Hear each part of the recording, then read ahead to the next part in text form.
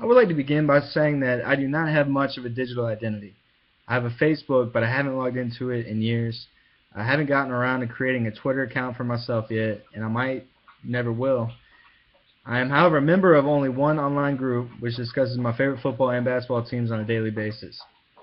Since I don't have much of a digital identity, it's hard to compare it to my real world. However, I can think of a way that it may be somewhat similar. My digital identity's lack of group joining is similar to my real-world lack of group joining. I'm not a member of many groups in my real-world identity. I have my family, my friends, my school, my work, and my sports teams, which are the only groups I am a part of in the real world. With the exception of online schooling and my sports teams, they are not involved with a digital identity at all. Technology enables me to more fully express my identity through using the sports website I am a member of to research and learn about my favorite teams, which I then use conversations with my family and friends. It also gives me insight to different things about the coaches, players, and fans, which I thoroughly enjoy. The blog titled Falcott and Social Media, Life in a Virtual Panopticon explains that most people use social technology as a matter of self-affirmation, self-creation, and a way to fulfill a desire to empower and inform their communities.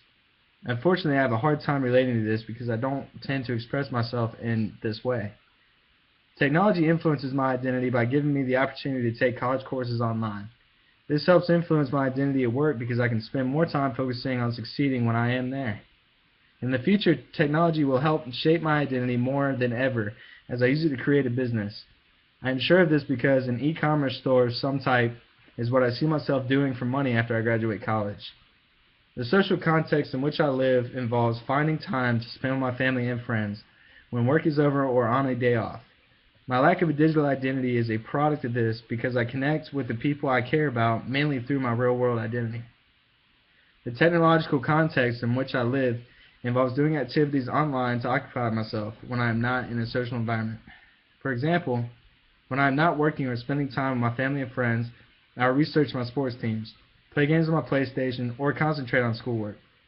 My digital identity is a product of these online activities because they are what create it. In Tim Rainer's blog titled Falcott and Social Media, Life in a Panopticon, he explains how sharing content through social media is like a performance.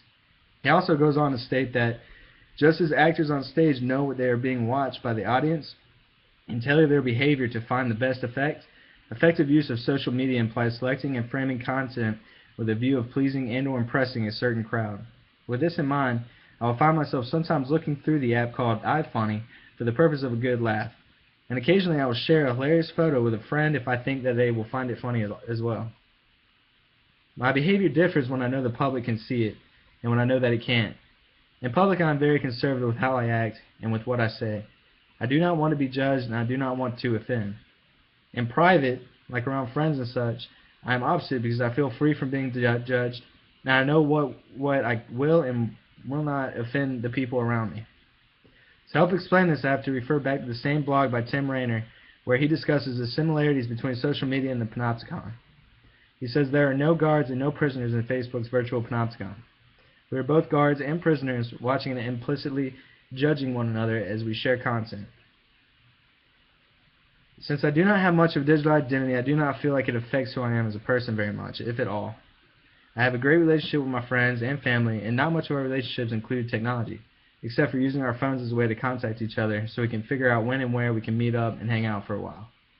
The use of technology does, however, provide us with more information that we use to have more conversations than maybe we would have otherwise. But other than that, I do not feel like my digital identity changes anything about who I am as a person.